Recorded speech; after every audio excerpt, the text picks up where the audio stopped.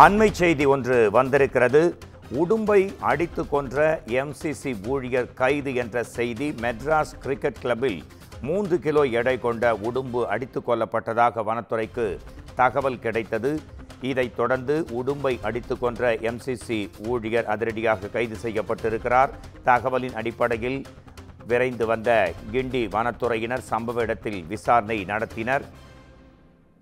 மேலும் எம்சிசி ஊழியர் கைது செய்யப்பட்டிருக்கிறார். கொல்லப்பட்ட உடும்பு அரிய வகை பாதுகாக்கப்பட்ட பட்டியலில் உள்ளது என விசாரணையில் தெரிய வந்திருக்கிறது. சம்பவ இடத்தில் இருந்த சிசிடிவி காட்சிகளை அடிப்படையாக கொண்டு அதிகாரிகள் ஆய்வு செய்து எம்சிசி ஊழியரை கைது செய்திருக்கிறார்கள்.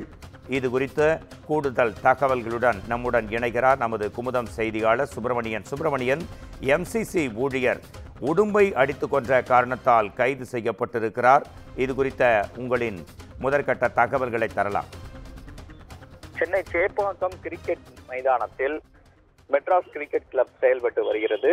இந்த கிளப்பில் சுமார் 3 கிலோ எடை கொண்ட உடும்பு ஒன்று வந்திருக்கிறது. அதனை கண்ட ஊழியர்கள் உடனடியாக வனத்துறைக்கு தகவல் தெரிவித்தனர். வனத்துறை அதிகாரிகள் சம்பவ இடத்திற்கு வந்து பார்க்கும்போது அந்த உடும்பு அடித்து கொல்லப்பட்டிருப்பது தெரிய வந்தது.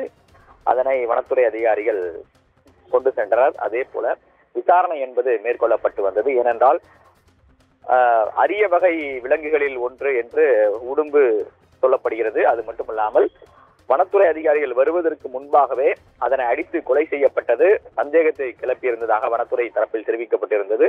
அதன் அடிப்படையில் வனத்துறை அதிகாரிகள் விசாரணை நடத்தியதில் மெட்ராஸ் கிரிக்கெட் கிளப்புடைய ஊழியர் பாலச்சந்தர் என்பவர் அந்த உடும்பை அடித்து கொண்டிருப்பது தெரிய வந்தது. அதன் அடிப்படையில் அவர் மீது வழக்கு பதிவு செய்து வனத்துறை அதிகாரிகள் பாலச்சந்தரை கைது செய்தனர். அதன் பிறகு நீதிமன்றத்தில் ஆஜர்படுத்தி நீதிமன்ற காவலில் சிறையில் அடைக்கப்பட்டிருக்கிறார்.